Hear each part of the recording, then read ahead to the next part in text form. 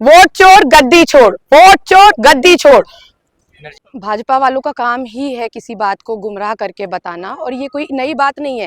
ये लगातार सालों से यही चला आ रहा है कि जब भी हमने कोई सवाल पूछा है, हमने जब भी उनको रिस्पॉन्सिबल ठहराने की कोशिश की है, उन्होंने लगातार मुद्दों को भटकाने का, सवाल को भटकाने का काम किया है।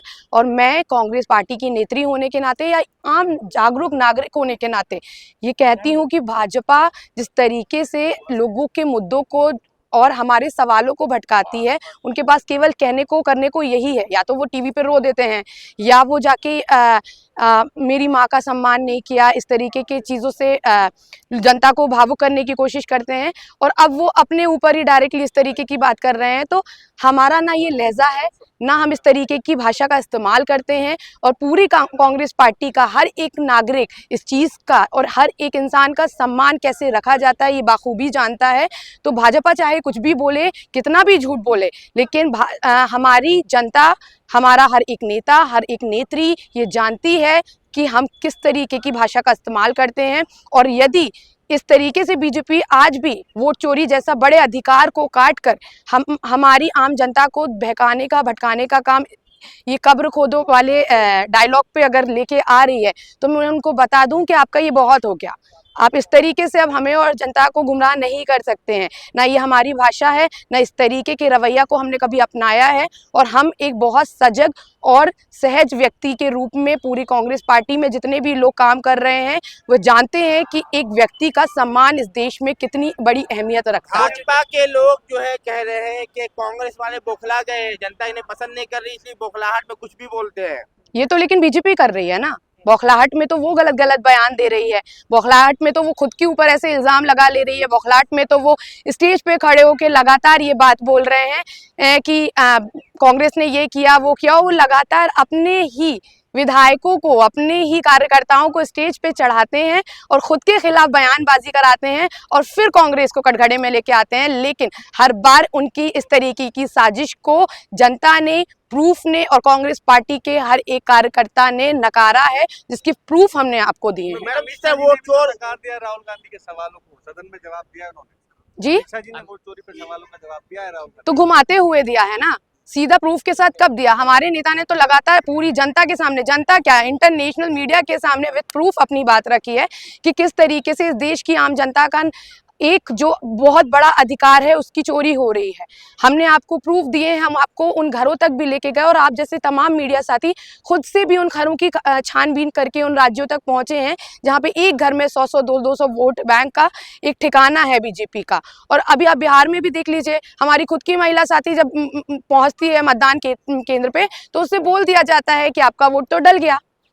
तो ये अपने आप में बहुत बड़ा प्रूफ है। लेकिन बीजेपी के पास ऐसा कौन सा प्रूफ है जिसमें वो ये साबित कर दें कि हम झूठ बोल रहे हैं? मैडम, ये लड़ाई कैसे लड़ेंगे आप लोग वोट चोर गद्दी छोड़, जो आप लोगों का नारा है? क्योंकि प्रदर्शन तो करने नहीं दिया जा रहा आप लोगों को। आप देखिए ना, इसी दिल्ली में लगातार इतनी घटनाएं बढ़ती जा रही हैं, महिलाओं के साथ कितने ज्यादा सुरक्षा के मामले सामने आ रहे हैं। तो ये तमाम पुलिस वाले उनकी सुरक्षा ना करके हमें धक्का मारने का काम कर रहे हैं, हमें वहां से भगाने का काम कर रहे हैं। हम जैसी लड़कियों को, लिटरली हम जैसे लोगों को, लोग ये भी नहीं देख रहे हैं कि आप फीमेल हैं, मेल हैं, कौन है। आप प्रॉपर धक्के मार रहे हैं, आप डंडे चला रहे हैं, आप वाटर कैनन 3-3 खड़े कर रहे हैं। मतलब आप सोच लीजिए कि आम जनता को, यूथ को, लड़कियों को आप वाटर कैनन से धमकाने का काम कर रहे हैं। और आप मतलब इतने ज्यादा डरे हुए हैं कि आपने पूरी पुलिस फोर्स यूथ कांग्रेस के बाहर उतार दी। मतलब हम क्या करने जा रहे थे? हम सिर्फ अपनी मांग रखने जा रहे थे। हम एक विरोध के तौर पे ये आपको बताने जा रहे थे कि इस देश में जो आपकी नकली दवा है वो नहीं चलेगी, जहरीली हवा नहीं चलेगी, और देश की जनता की वोट चोरी नहीं चलेगी। लेकिन आगे क्या करने जा रही हैं आप लोग इस प्रदर्शन को लेकर?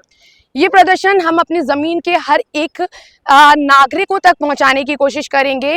वोट चोरी केवल और केवल दिल्ली का मसला नहीं है। वोट चोरी हर एक पंचायत, कस्बे और हर एक महिला, पुरुष, युवा और देश के जागरूक और देश के हर एक नागरिक का मुद्दा है, जिसके लिए हम उनके साथ खड़े हैं। उनकी इस लड़ाई में, लोकतंत्र को बचाने की लड़ाई में, संविधान को लड़ाई। एक सेकेंड, तो हम आप सभी के सोशल मीडिया और मीडिया के माध्यम से देश की जनता को ये बोलने जा रही हूँ कि आप लोग डरिए मत।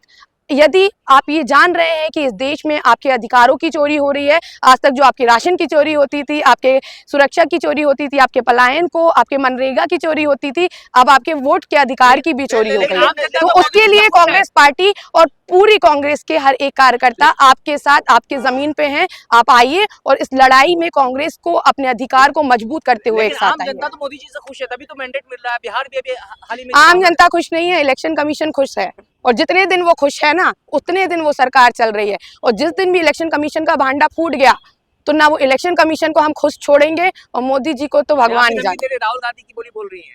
मैं राहुल गांधी की बोली नहीं बोल रही हूँ, मैं राहुल गांधी के तहत एक नागरिक होने के नाते, एक जागरूक नागरिक, एक जागरूक लड़की, इस देश की लड़की होने के नाते ये बता रही हूँ कि जिस तरीके से इस देश में हमारे अधिकारों को छीन लिया जाता है, आधी आबादी को अलग कर दिया जाता है, तो राहुल गांधी की आवाज हर एक घर तक पहुंची है। और ये आवाज ही है कि जिसके नाते मैं ये बोल रही हूँ, उनकी बोली नहीं बोल रही हूँ। वो सच बोल रहे हैं, वो सही कह रहे हैं, इसीलिए आज मैं यहाँ पे खड़ी हूँ।